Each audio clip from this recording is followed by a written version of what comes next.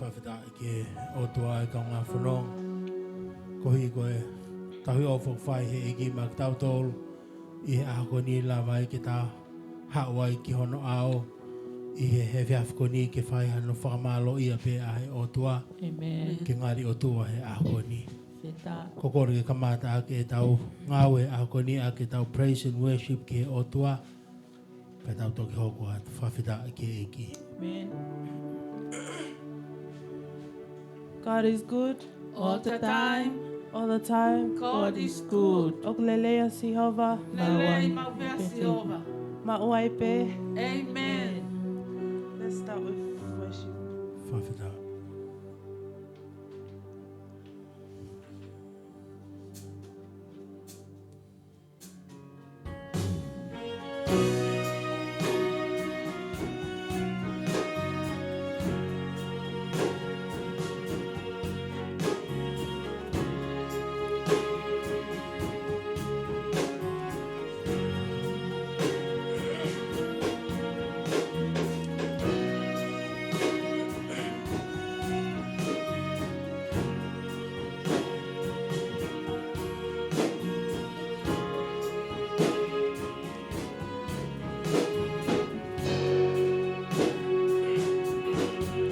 Kokoya tua o ane afia o ni makau Sisu Sisu O ko falala ke te koe mau ini o ni ma Sisu O tua Ngau e mana whakaofo Koko e tūtua o ane a whia o ni makau Sisu Sisu O ko whalala kia te koe mau ini o ni Sisu O tua Ngau e mana whakaofo Ei Sihova Ei Sihova Ei Sihova Ei Sihova Ei Sihova Kamata anga mengata anga Ei Sihova Kamata anga mengata anga Ei Sihova Ei Sihova Ei Sihova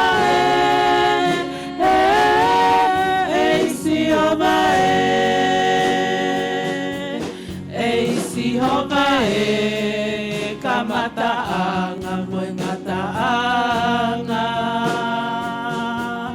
Ei Sihova Kamata anga mengata anga Ei Sihova Ei Sihova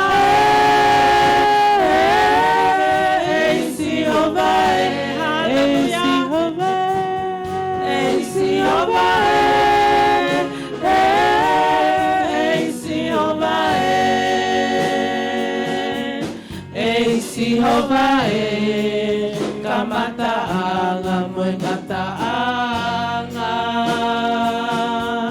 Ei Sihova kamata anga mengata kamataanga.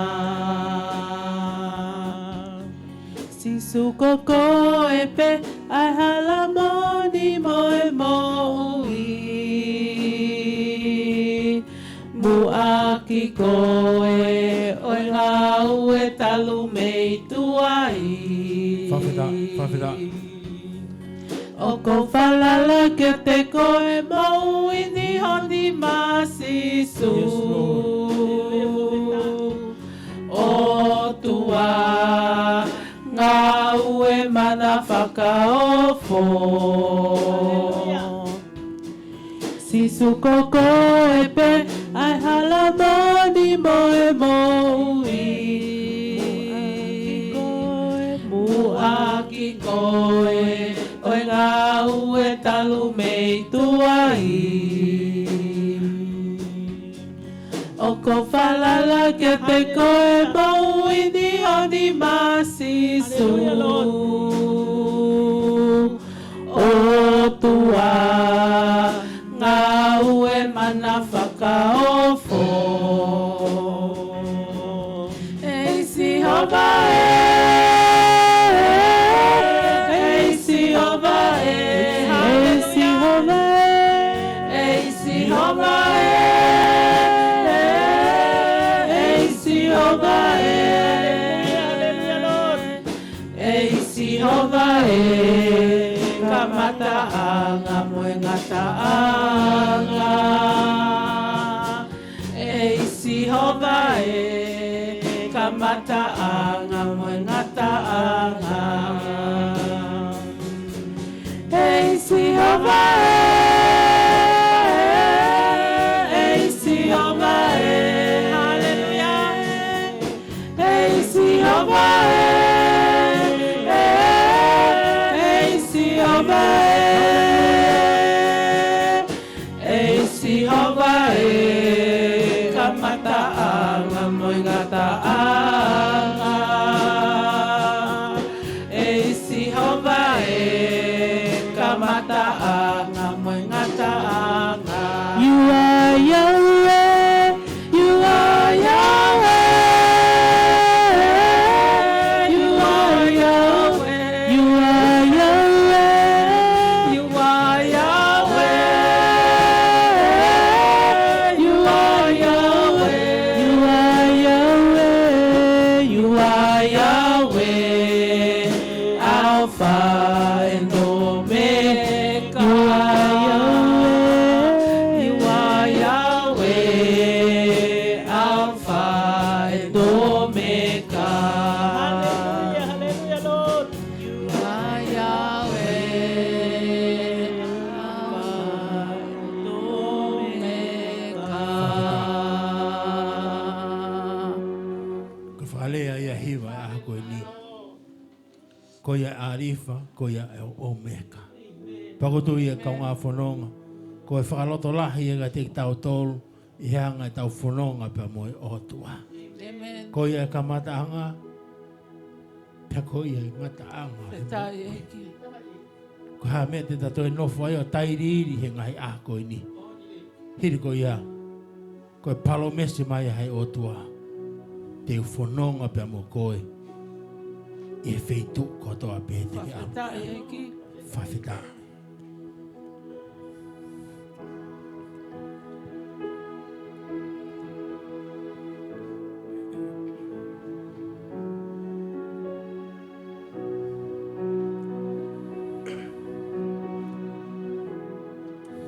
Hallelujah.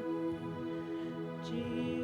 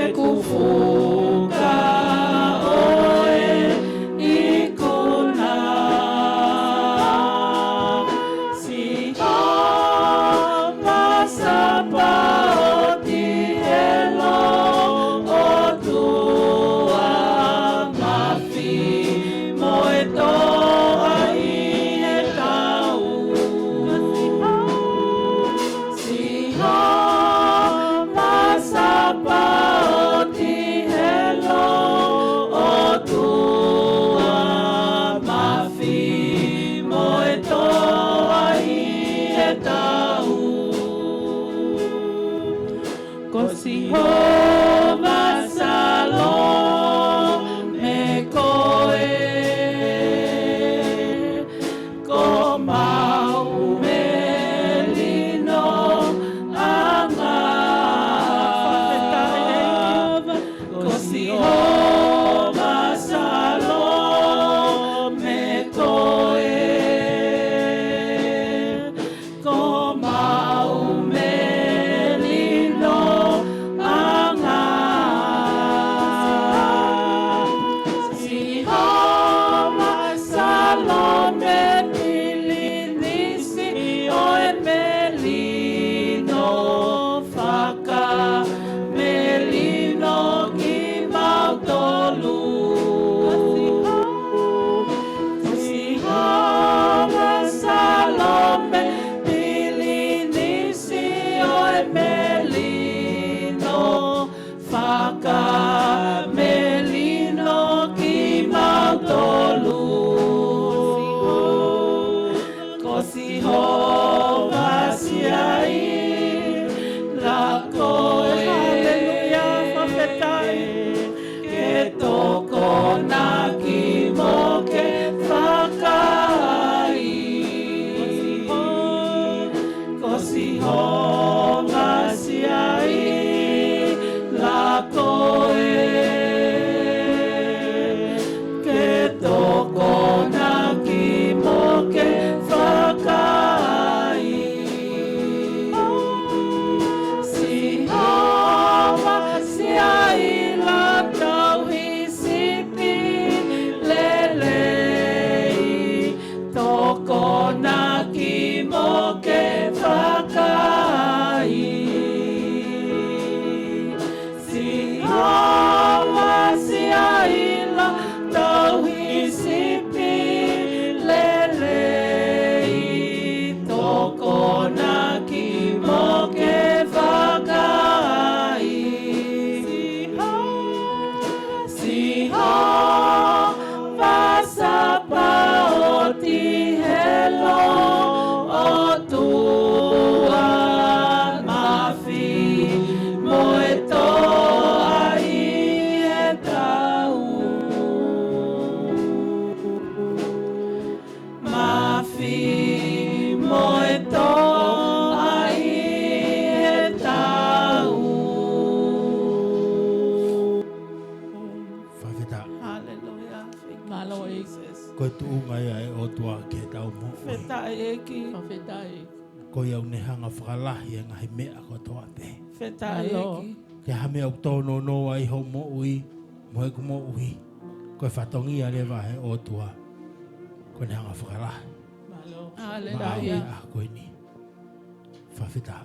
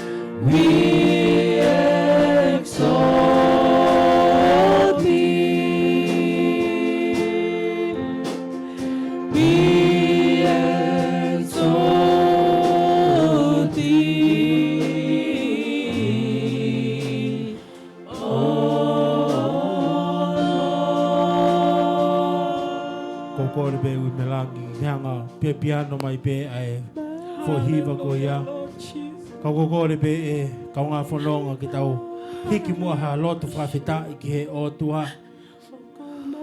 hange ko hiva na tau whawhanong ki ai mahu inga ki ta hanga hiki o lunga ai o tua i he aha koe ni i he kuhonga koe ni toko kore ke tāri mai e tau lotu whawhita mo whawhita ia te hotu Yes, Lord. Kaya ke mau toi hiki ha wafa ke. Yang ai ako ni ka ko wafa maulunga pe aho afion. Kaya ya palo mes aho afion ka te mau tolu yang ai ako ni. Ka pau te mau hanga hiki aho afion ke maulunga ta. Te hanga toha. Ang ai loto ko to pe ko afion. Ia ako ini. Pagmau whawhita ia te o tua. Ko hiko o tua ofa ho a whihon. O buke tokai mananga i ngai mea kotoa pe. Ia ngai mau whanonga au whai i ngai ako ini. Ka mau ha upa mo e loto whawhita i o loto tukuloro ka kato ki ho a whihona. Koe whakamahino ko koe ho mau o tua. Ko koe ho mau o tua. Oleh whakatahta mo pita he ako ni te mau te alo kumi ki whea e moui. He whakate fito e moui ho a Fiona toko taha pe. Pang mau whawheta ia i ki ho a Fiona. E ke mau whakamaloa ki ngai mea kotoa pe. Ke hanga whakoloa ki mau tolu. I ngai ako e ni e tamai. We say thank you. We say thank you. Yes, Lord. Whawheta. There's no one like you, Yes, Jesus. Lord. There's no one like you, Jesus. Whawheta. There's no one like you, Jesus. There's no one like you. We are so grateful to you, Lord. There's no one like you.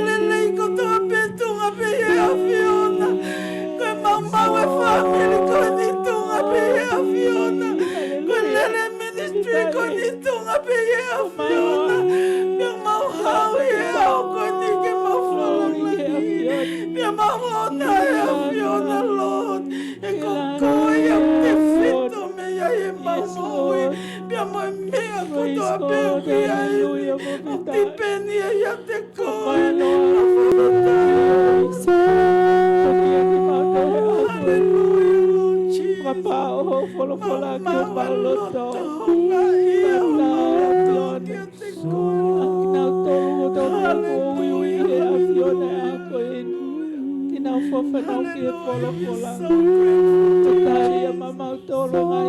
Lotu. Folofola bea Fiona. My Lord, you are worthy to be praised. You are worthy to be praised. Hallelujah. Koia e o tua. My Lord. Mohanga te kākia te ngau anga e a koe. Hallelujah. Ko ha mau mea e lawa whai hinga e a koe ni. Ka koe mau whakawhalala peke lau Maria ho a Fiona. He koe lau Maria ho a Fiona. O ne hanga whakahino hino. O ne hanga reveal. Ai lo loto ai Folofola ho a Fiona. Ke mau ina si ai hinga e a koe. Hallelujah. Tau mau whakamaloa ki ho a Fiona. Ko hi koe mau Folofola ho a Fiona. Ke mau mo ui bea mea ia ho a Fiona. Io e more ngahi mea kotoa i he mahamani ko ni. Ka koe Folofola ho a Fiona. He kai pe mohon. Pego hinga ia. O ki hanga whakaloto la hi ia i ki mau tolu. Ke mau nofo pe ki he Folofola ho a Fiona. Ko lea whakanga tonu ia ho a Fiona. Ko hanga whakoloa ki mau tolu. I he ngai a koe ni. Alo, Fafeta. Pea koe mea pia te mau whakawhalala ki a ia. Fafeta. Mau kore halau Maria ho a Fiona tuki. Kene lea. I he Folofola ho a Fiona. Fafeta. Ka lava ke mau hausia. Ia ki ho mau loto. Pea tupu he mau mo ui. Hallelujah. O hange pe ko ho a Fiona. Fafeta. I huafa si sukalaiska ko mau whakamu ui. Amen. Amen.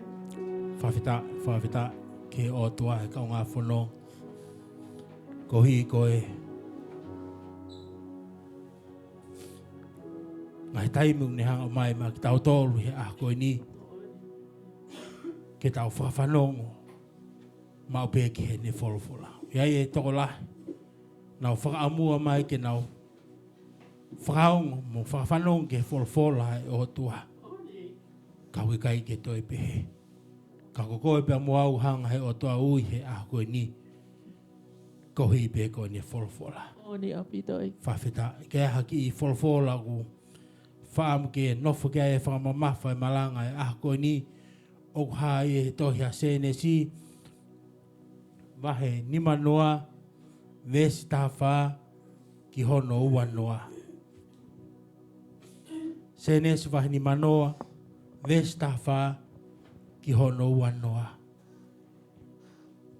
Kokore, e pemu e kaunga whanonga, ke mo whawhanonga mai ki he Folofola kuhanga he o tua o whakoloa ki au, ko hui ka lawa ki wahe atu ka tiki moto. E ako ni, aia e lau, mai e hokua, Senesi wahini manoa, vesta wha ki hono wanoa. Pea hili ai whai o ene tamai, na e whoki a sio sifa ki ispite, aia mono ngahi toko wā, mo ki nau tolu na e aluha ke moia ke tanu ene eiki. Pea i he wakai e ngahi toko ua o sio sifa, kua pekia e nau tamai, na nau pehe. Na a whai ha mea e sio sifa ke te tau tolu. Io, o mātu ak sāhuni mai ai kovi kotoa, na tau whai ki a te ia. Koia na nau whekau atu ki a sio sifa, ke whakaha, na e tutu uni e ho o eiki, i he te eki ke ne peki a o pehe, ko eni ai lea te mau whai ki a sio sifa. Tau wange mo koe, ke whaka mole mole ai hia, a ho ngahi toko wā, mo e nau anga hala, he na e kovi mo oni ai mea, na nau whai ki a te koe. Pea koia ke whaka mole mole mua, ai hia ai kautamai o eiki, ai o tua o ho eiki. Pea na e tangi a sio sifa, i e nau lea pehe ki a te ia. Pea na e alu, foki a hono ngahi toko wā, o nau fo o hifo i hono ao, o nau pehe. Ko eni, ko kautamai o eiki ki mautolu. Pea pehe e sio sifa ki a te nautolu. Oua te mau mana wahe, he kua whetongi ai otua. Ka koki mau tolu, na mau tutu uni ha kovi ki a te au. Ka koe otua, na ne tutu uni a koe lelei. Koe uhi, ke hoko ai mea kua hokoni, ai whakamo ui o hafu kakai. Koia, oua te mau mana wahe, te tauhi ki mau tolu, mau tamaiki. Pea na ane whakanonga ki nau tolu, o whakawhie maalie ho nau loto. Amen. Whawhita ki he otua. Kaya ha ki Kaveinga e ka ngā whanonga, ke whakamaunga ki e malanga e ako ni o pehe, koe mo ui Lotu pe, tene lava motuhi, ai Seini, o e mo ui tai whakamore more. Amen. Whawhita. Koho o mo ui Lotu pe, tene lava motuhi, ai Seini, o e mo ui tai whakamore more. Whawhita. Amen. Ko tui e kaunga whanonga, o ki kai ke sola e ati ki mō tolu, a e mo ui e tamai e kon ko sio sifa. A e ne whehanga hangai pa mo ngahi whaingata a kehe. Mo ngahi pauparema kehe. I he whanonga a ngā. Ka komea nau maria i ai, i he Folofola koe ni. Neongo e ne whehanga hangai pa mo ngahi whaingata a kehe. Pa mo ngahi pauparema kehe ho e mo ui. Nane kei mao pe ha whahinga keresi, whiunga, kene lava whakamore mole ai toko taha kotoa pe. Kai tau te whito, ki hono whanga toko ua. Whawhita.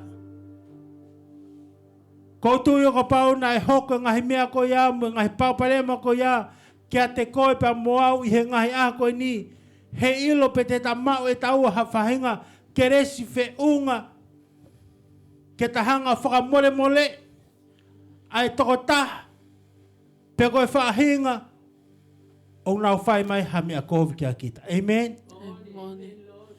Ka koutui, nai magatu unga pe, ai hanga e seo sifa o whakamore mole, i hono whanga toko wā, kohi, nai kai ke tu e ne whalala, i hatoe mea i he mamani ko ni ka kohono o tuape. Pako e mahu inga ia e kau ngā whanonga e te mo ui Lotu. He ko e te mo ui Lotu pe tene hanga break, pe tene hanga motu. Ai mea koe mo uita e whakamole mole. Oni au pito I he eki. tangata. Koe hano hinga, he koe mea pe ia nai whai he eiki i he kolosi. In order to break a sin, pe koe anga hala e tangata, he has to break himself. Yes, amen, Lord. Kalawa ki ni hanga whakamole mole, ai whahinga e tangata. Amen, ni profeta eki. Koe whakataipe ia sia sifa, i he ako ni.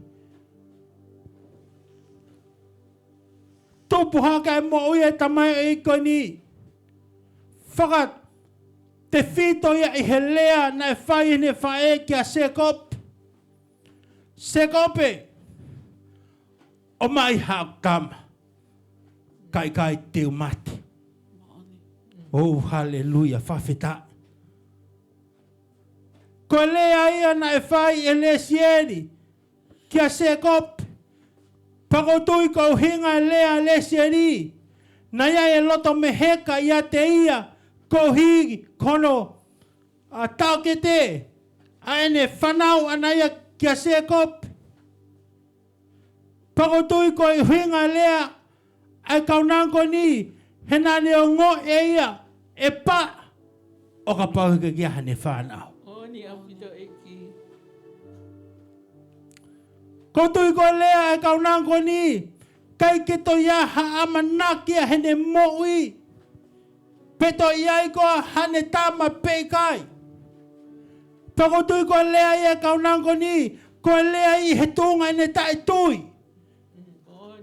Peto ia i hane whanau. Oh, hallelujah, whawhetai. He whahanga maupe he te ngahi lea o tala ai tūkunga o ki ai e te mo'i. Oni au pito. Mana tui, i hanga whaiwhanonga mai e tala nogo ni. Ko e taimi koe nai hiki ai a se kopi mono ki whamiri ke nau whoki. Ki api, ko mea leseri na ne to'o mai e ia a ngahi otua kehe o hai. Lepani. Mahino mai, ko lea ia ai kaunanga ko ni, ko lea ia i ne tae tui. O tua. Amen. Lea ia kaunanga ni, i hene o ngoi, ko wholo atau, ene nofo mari, kai peki ha whanau. Kai ki tau ilo. Nā koe uhinga, ene lea pehe, ko hi, ko e whakai ai hono whamiri, pe ko e pressure ia e atakai, kai ki tau ilo hono uhinga. Ka koe talamai he Folofola e ako ni, ko lea a le sieri kia se kope. Oh, hallelujah. Hanga he lea koe ne a le sieri, o whakamahino ka te tau tolu. O koe ke whiunga e tangata ke tokota. Amen. Tau sio. Hanga he lea koe a kaunanga ko ni, whakamahino ke te tau tolu. When we are empty, nges, koe hame hoko, koe whakai kupe koe mate. Amen. He kono i ngā, nā kai ke ngahui ki tau tolu he otua, ke tau nofo nge esi pe, i he mamani koe ni. Nā ne hanga ngauhi he tangata, pa ne hanga whawaki he tangata, ha living seed. Amen. Ko hui koe ha, ka lava ke ha fua he ne mo'ui. Oh, hallelujah, whawhita. Ka ihe aho koe ni, ko lea le sieri ka se kope. Se kope. Ka ki kai ki hanga o mai hau tama. Koe ku mate ia. Oh, hallelujah. E kunoa whokoe ki he Folofola, aho koe ni, ai mea koe nofo ngi esi. Whamanatu mai he otua, ai Folofola koe he tohi a mātiu. Ka pau te tauhanga tafi, ke maa ai whare, ka MT pe ai whare, ka mea hoko. Ka pau e whakatonga i he whiri, e te aulio ha. Toi tānak mai fui toko fitu make. Toko Kaveinga pea ngai fui lau maria koe akea. Mate. Mate. Pako tō i e kau ngā whanonga. Koe whakaamo he ako ni. Ka pau ku nofo nge esipe ai te mo ui. O ku mahu inga ki te hanga whakawhi mai hai. Sisu. Because na kai ke ngauhi he o tuai e tangata. Ke nofo nge esipe. O hange ko fo i lea ko ina lesi e ri. Se kope. Kai hatama i hoku mana wa. Ko hiko anga ko e ko mate pe.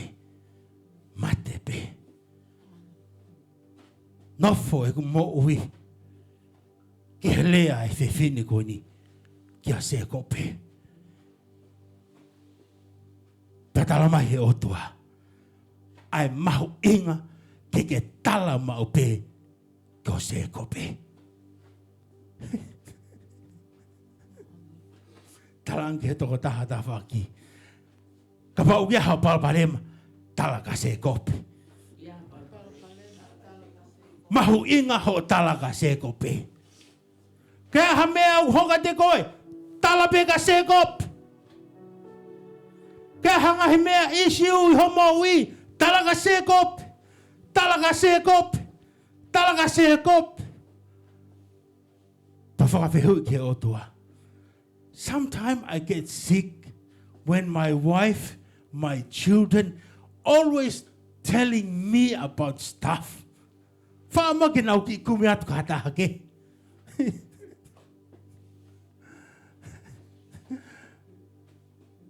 Pepe he mai ai otua. Ka koe hae uhinga ho na ke maari ai. O kia e mahu inga ke nau tala mau pe kia se kope. Talaka se kope. Talaka se kope. Pau nofo i he Folofola koe ni. Whakamanatu mai he otua. Kia te hau. Ai mea koe ni. Ki mua. Ke whetau laki. A se kope. Pau mo lese ri. Nai ruak whetau laki. A se kope ia. Mohono pete ri. Oh, whawhetai. Koe mahu inga fua whetau laki a se kope mohono peteri. He ko mea omi he tua. He nai a whio ai a he otua. Peko uhinga ia. Ai mahu inga hono tal e lesieri ka se kope. Koe uhi he nai pani he otua ia se kope i peteri. He nai ia he otua.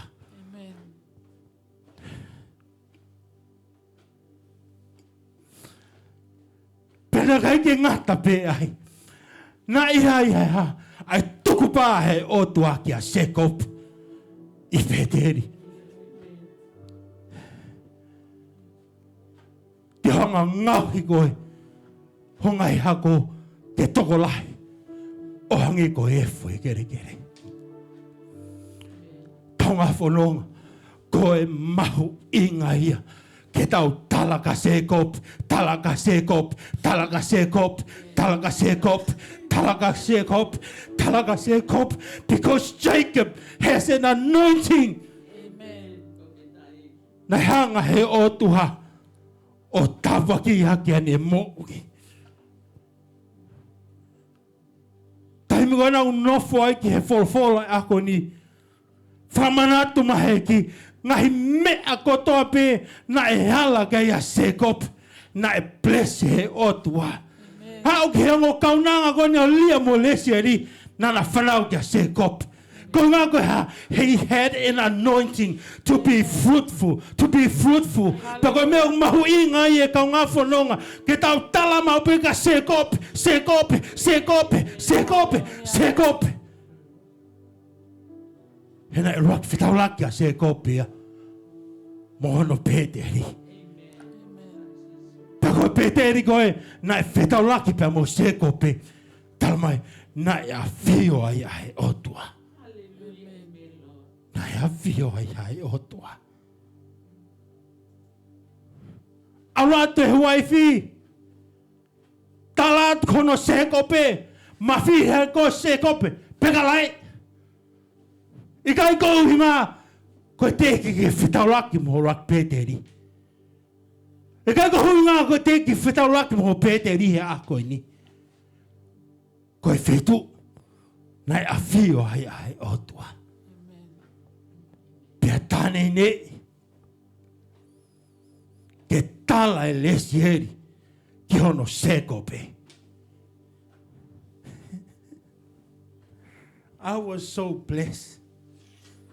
Pia moe folofola ako ni. Ngai huspaniti. Mahu inga. Ke fai mo ke ilo. Ho peteri.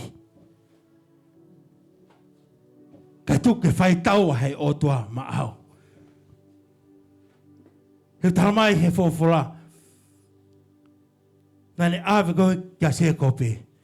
Te uhanga e au o tauhi koe. I o ngai fonga kotoa pe. Amen. Everything you go through, I will be there. Toki mahino ga te au. That is why talange he se kope ke otua. Otua. O ka pau te ki hanga tauhi au. He ngai fonga kotoa pe. I will return back to my befu. Ko whakailonga ia. Nai kai ke tono noho hanga o tauhi au. Pa te toki hui lewa koe ko otua.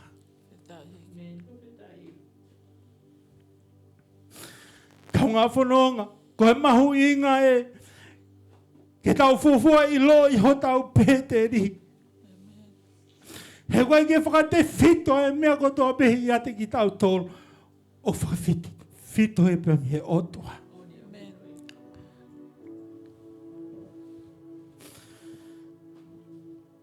Whawhita. Taime koe nai, whikaua he otua ke nau whoki, ki api, pa meha lepa ni whamanatuanga he otua ka sekope.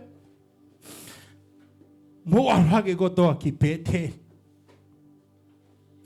Langa hai esi whelaulau kia te au. He ko ke manatu I peho palomesta ke whai mai kia te au. O ka pao te hanga tauhi koe. I ngai whaunga kotoa pe. Pea o hao ho mo ui. Te ki toi whoki mai ki pete.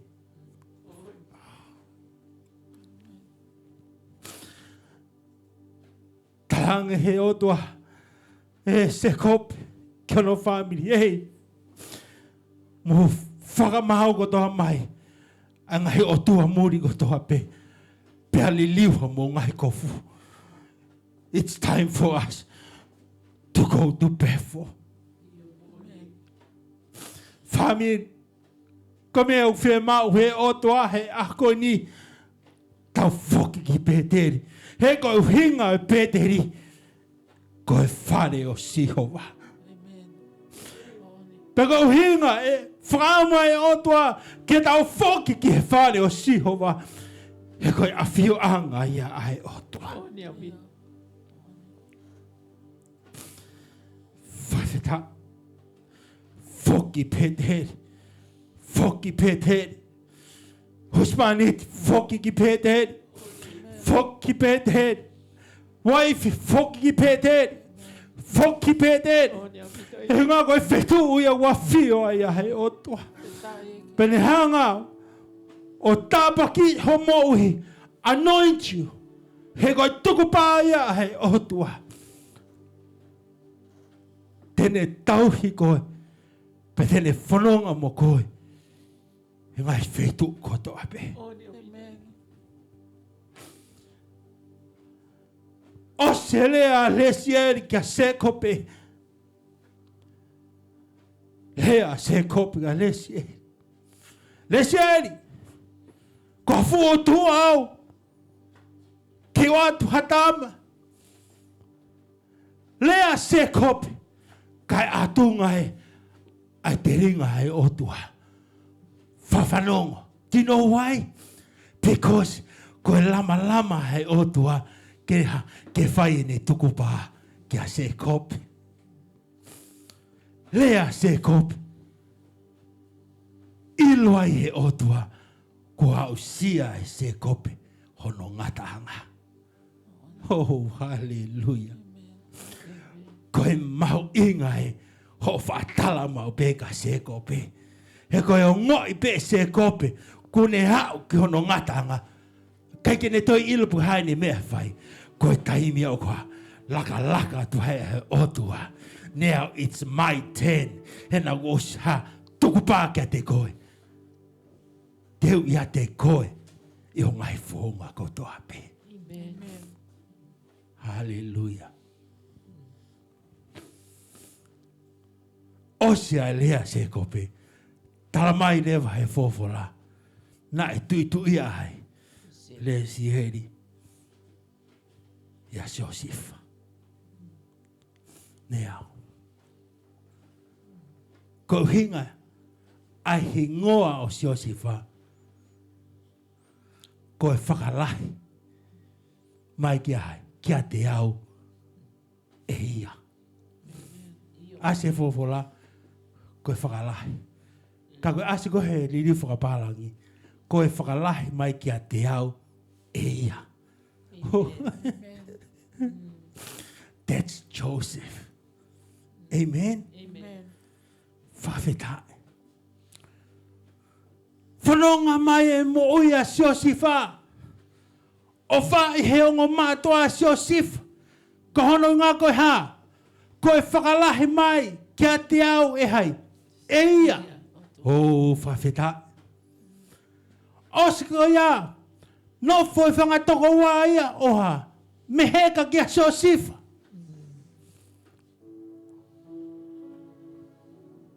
Pako taimu kona nau me heka kia Joseph. Tukuloto i be e Joseph. Ko e hinga e nau me heka ko hiko hea. Ko e whakalahi mai kia hai. Kia te au e ia. Whakawhetai. Osko ia nau hanga pukia Joseph. O lia ki he loto le pā. Ko hiko hea. Ka lava ki hea. Ke whakalahi mai kia te au e hai. Oh, hallelujah. Amen. O te ki hau ki hu Kaveinga. Ai uhinga. Ai whonu. Whakamore koe a loto Joseph. Because Joseph said, everything that he's been blessed by belongs to who? God. Hallelujah. Amen. That's ko hinga ia Joseph. Kaya ha mea o ne mau. Ko ne mau mi hai. Me. Eia. Me. Whawhetai. Osko ia. Ave popula Joseph ki spite. Hanga e potifa hoa. Whakatau mai a Joseph. Ko hiko ha. Kalawa ki ha. Whakalahi mai ki a te au e hai. Eia. Osko ia. Whakakau e mari o potifa. Kene ohofia. A Joseph. Amen. Ko hiki ha. Kia te au e hai. E ia. Amen. Ka koe whai tū ia koe ni. O si loi e Joseph ia. O ka pau tene ala ki he mari o potifa. Koe ngata ia ha. Whakalahi mai ki a te ia. Ko hamena e whai e Joseph. Lere a Joseph ia. Ko ngā koe ha. Ko hinga ene lele. Koe ke loto ia ki ha. Cut loose. Me hanga he otoa bless ne mo'ui. Toko lahi. Ko kai ke te o tapaki he otoa. Ko e tāte he otoa run. Nofo peko ia. I he mari o potifa. Pia tāne ne. Kai ke hanga he otoa. Oto e blessi ho mo'ui. Kai tala mai he Folofola. I loi koe e Joseph. Ai whakaukau koe hoa koe potifa. Lele koe Joseph. Ko hiko ne whakaam ke oua na mōre hanu hanga he o toa whakalahi mau pēne mōwi. Amen. Amen. Amen. Ia koto he pē. Te hea hanga Potifa. Tuku prisone. A Josefa kohi. Koe loie. Ai Mario Potifa. Foki a Josefa. Ki prisone. Kohi koha. Kalava. Ke whakalahi mai kia te ia. E ia. Everything he went through. Nane tani pe. Kohi kaha. Kalava ke whakalahi mai. Kia te ia. E ia. Arata Joseph. Nofo mai. Ongo Mataele Pulu. Fiu whiwhiri ki na ua ia. Peko hae uhinga na misi. Talange Joseph. Kohi koha. Kalava kia. Whakalahi mai kia te ia. E hai. E ia. Oh, hallelujah. Osi koe. Whamatala i Joseph. Ki honga tangata koe ni. Pea hoko pe o whakatatau ke mi ke. Ki he hanga whakamatala Josepha. Alo e tama. Ngahe kawa. Foki ki he tui. Pea ngalo ia. He tama ngahe kawa Joseph. Kohi koha. Kohi ka lava. Ke whakalahi mai. Kia te ia. E ia. Oh, hallelujah. Whakawhetai ki he otua. Whai atu e noho. Kua misi ai tu ia. Whiu komi hoa he tu i. Hakau poto he whonua. Kai ke mao. Toki mana tu i hake. He tama ngahi kawa. A Joseph. Kohi. Ko hano hinga. Ke whakalahi mai. Kia te ia. E ia. Ke whakalahi mai. Kia te ia. E ia. Ke whakalahi mai. Kia te ia. E ia. Koe uhinga ia Josepha. Whakamatala. Ai Mataele Pulu ngai kawa. Ai tui. Peheang e whero. Mou o mai ange tangata ko ia. Koe tangata ko Josepha. Kohi koea. Kohi. Ke whakalahi mai. Kia te ia. E ia. Hallelujah. Whawheta. Koe mea nei hanga he otoa whakaloa ki au. Everything he went through, he never said it was their problem. Ka koe uhi koe ha. Koe whaunga pia. Ke whakalahi mai he otoa. Kia te ia. Oh, hallelujah. Hau mai. A Joseph ke tui. Kalange he tui ka Joseph. Te kalava o whakamatala e ku ngahi misi. Pehange Joseph ke tui. Hei, o mai ko au. Kako hai. Kako hia. E ko hi ko ha. Ko iau ni hanga ha. Whakalahi mai kia te au. Eia. Oh, hallelujah. Ko hingoa ia Josepha. Ko e whakalahi mai kia te au. Eia. Ko whakalahi mai kia te au. Eia. Not belongs to me, but belongs to him. Amen. To e rani bea a Josepha ia. Ke hanga anon ko nai whai he otua. Pako e mea ia nai lere aki e Josepha. Oso no whakamatala e Josepha. Lea e tui. Ko hai ha tangata e tatau pa mo koe. Ko hai otua e te tatau pa mo otua he ako ni. Whawhita. Talamai he Folofola. Whakakaukau lewa whelo. Ke ranga mai a Joseph. Ke taki a ki hono whonua. He wilo i e Joseph ai a foi whakapuripuri. Ko e tānaki mai, ko e whakalahi mai. O kai mea te ia. Kako hai. O tua pe toata. Tala mai e Folofola. I he tūko a Joseph. I he tūnga taki. Hanga he o tua. Tāpa ki hea ispit. Mo oni, amen, Lord. Hena nau hanga fuko tū a Joseph. Ko e whakalahi. Mai ki hate ki nao tōru. Ko hipe ko e hotua. Maloi, profeta. Hao mai ke kakano e ku Folofola. Awa Josifa kia futonga maulunga. He whanua ko ispite. Mate pa mo e tangata eiki. Whawheta. Ko hanga ne whailoa ki mo e tangata eiki. Makatuunga bea. Whakalahi mai.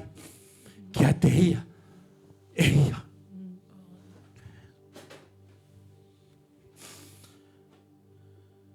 O sina honga tano. Aine tangata eiki. Na foki ispit. Kaya ngō i behe whangatoko ua koe ni. O kai e tahiri hiri mo e mana wahehe na o mo. He ka hono ngā. Koe futu ngā maalunga o gea a Josifa. Paku o more. Ai tangata e heki. Nane hanga malu i holo na o mo. Kana upe he loto pe. Oh no. Neo. Tene hanga totongi. Anga he kovi kotoa pena tau whai kia te ia. Kia te ki nā tōre. Kai ke ilo. He whanga toko hua ia koe ni. Nai tau e whanonga mai a Josifa.